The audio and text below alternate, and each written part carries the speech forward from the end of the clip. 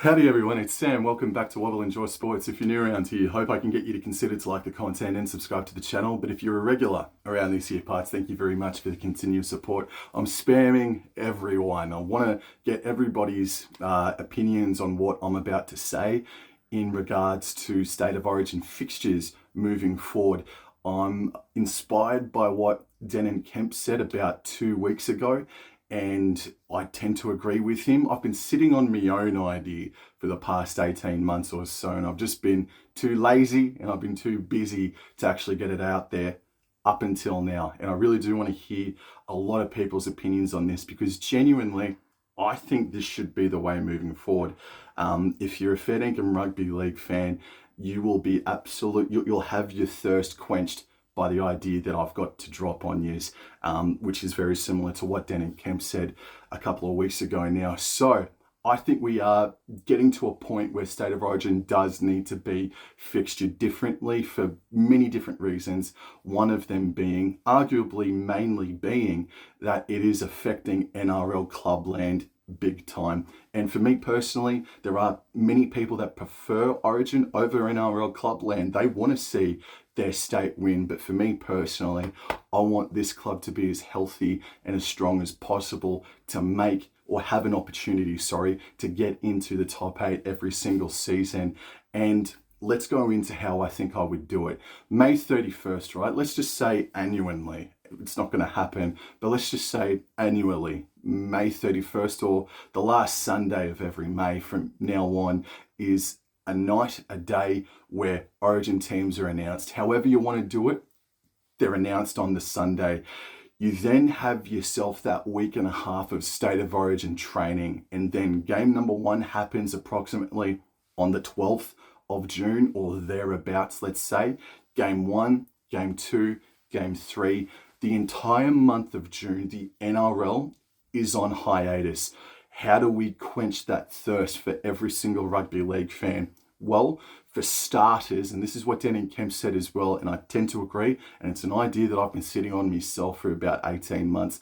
I reckon you have yourself, whether it be not a tournament, not a Six Nation tournament, but you have New Zealand, PNG, Fiji, Samoa, Tonga, XYZ, and you have a best of 3 series, whether it be New Zealand, PNG going up against each other, or another 2 teams, or what have you. You have the international matches come back in the mid-season to really satisfy another level of rugby league fan. Now, the next question is, what happens to, let's just say, with much love and respect, what happens to Scott Drinkwater, who doesn't fit into those nations, PNG, Fiji, Tonga, so on and so forth? And what happens if he is not eligible, if he isn't selected to play for the New South Wales Blues? Well, let's put the spotlight onto New South Wales and Queensland Cup games. Let's have Scott Drinkwater play for the Cutters and or the Northern Pride. And every single year, or especially this season, as a matter of fact, the Cowboys have definitely said, if you're going to get dropped, if you're going to play Queensland Cup, this group of people are going to play for that team. This group of people are going to play for that team. But while you've got the Women's and State of Origin happening on a weekly basis, on a Wednesday and a Thursday night, that Women's State of Origin, by the way, should be on that Thursday night moving forward. Then on the Friday night, let's say have a New South Wales Cup or a Queensland Cup game on that Friday night, and you have a Scott Drinkwater playing for the Northern Pride or the Mackay Cutters, and they're going up against, let's say, the Wynnum Manly Seagulls. And let's say Selwyn Cobbo just couldn't fit into the Queensland Cup side. So on a Friday night, you've got Scott Drinkwater and Selwyn Cobbo playing at fullback on a Friday night.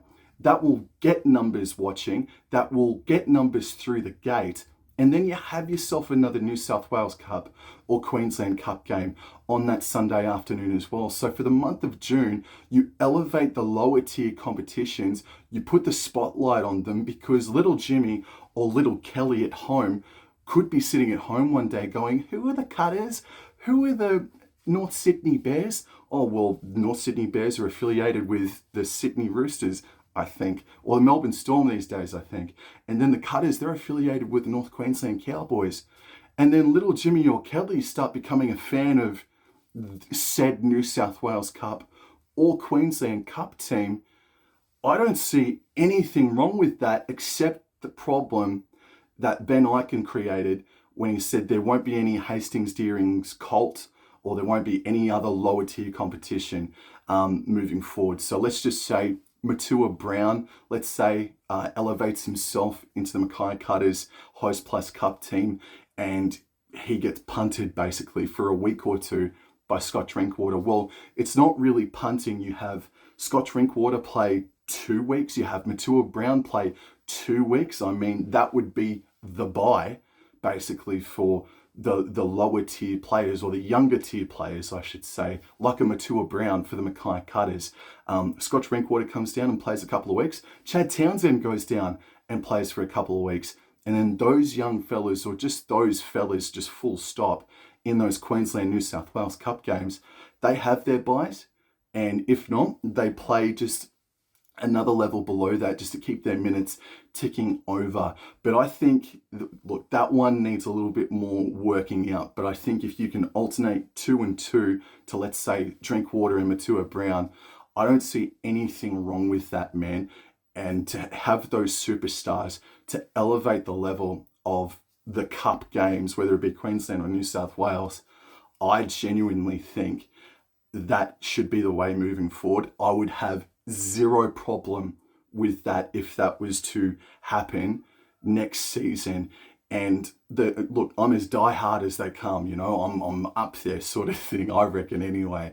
And that would quench my thirst. You have the State of Origin, both men's and women's. You have the Pacific matches, 6 nations, not a tournament, not a 6 nations tournament, but you have 6 nations, Pacific nations coming together for a best of 3 series themselves. You can include the women in that aspect if possible as well, if there's enough depth. I think there might be too, just quietly. And then you've got the Queensland and New South Wales Cups game. And also, if the BMD Premiership or if the Harvey Norman Women's Championship is still going on or just kicking off, even friggin' better, there would be still so much rugby league and my thirst would be absolutely quenched. I've just been sitting on that for a few years now, to be honest with you. I've been sitting on that for a long time, and I just want to get that out into the ether because I was inspired by what Dan Kemp said. I 1,000% agree with him, bro.